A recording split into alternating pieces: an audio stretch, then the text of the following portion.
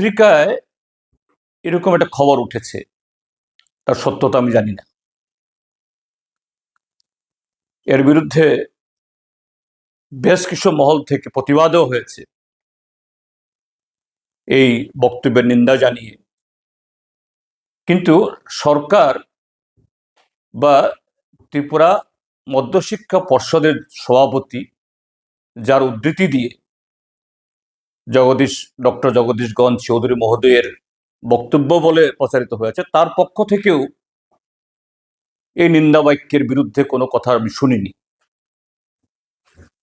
তাহলে এটা ধরে নেওয়া যায় যে এরকম একটা কথা নিশ্চয়ই বলেছেন, তা না হলে পত্রিকা এটা কিভাবে তুলল এবং কেন এ ব্যাপারে ককবরক ভাষীরা এত সরব হচ্ছেন।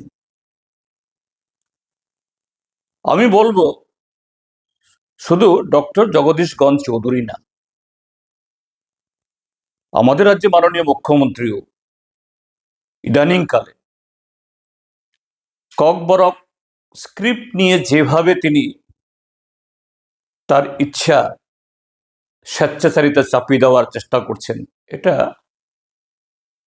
খুবই দুর্ভাগ্যজনক।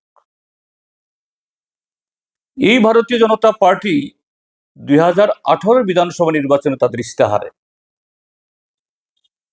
2023-এও প্রায় একই রকমে তাদের বিভিন্ন বক্তব্যে তারা এই রোমান স্ক্রিপ্টের কথা বলেছেন, তার পক্ষে সওয়াল করেছেন। আর এখন সরকারের থেকে উল্টো কথা বলছেন, তারা নতুন স্ক্রিপ্ট আবিষ্কার করুক, রোমান স্ক্রিপ্ট এটা বিদেশি স্ক্রিপ্ট। তাহলে আপনাদের ছেলে মেয়ে বা আপনারা নিজেরাও কেন এই ইংলিশ মিডিয়াম স্কুলে পড়লেন? কেন নতুন নতুন স্কুল ইংলিশ মিডিয়ামে পরিণত করছেন? কাজে ইংলিশ মিডিয়াম আপনি পড়ছেন, তখন এটা বিদেশি হয় না।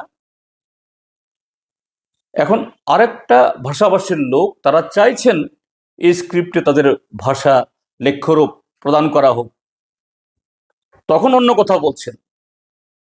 এটা দুর্ভাগ্যজনক। এটা একরকমের আগুন নিয়ে খেলা। আর যদি বলে থাকেন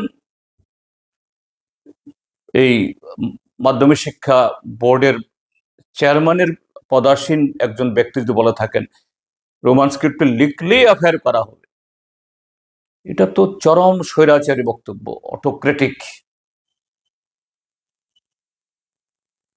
এভাবে বলা কোনো ভাষার সংস্কৃতি নিয়ে কোনো জনগোষ্ঠী তাদের সংখ্যা কত বড় কত ছোট এটা প্রশ্ন নয়, কিন্তু এত অসহিষ্ণুতা এটা হওয়া উচিত নয় যে যে কোনো ভাষার সংস্কৃতি সেই জনগণের ইচ্ছাকে মান্যতা দিয়েই সেখানে কি সমাধান আনা উচিত এটাই করা উচিত। বামপন্থী ফ্রন্ট সরকার তাই করেছিল।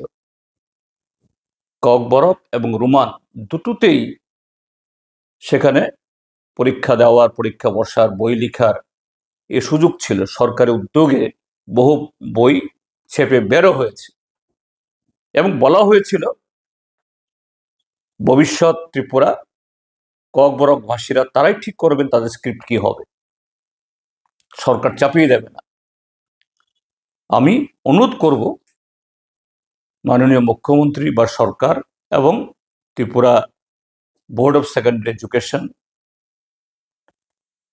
তার সভাপতি মহোদয়কেও এরকম অযাচিত কথা বলে শুধু শুধু পরিস্থিতিকে উত্তপ্ত করে এতে যে ক্ষতি ছাড়া বা ভাষা বা সামগ্রিকভাবে আমাদের শিক্ষা উন্নয়ন বা প্রসারের উদ্যোগ এটাকে পিছিয়ে দেওয়া ছাড়া কিছু হবে না।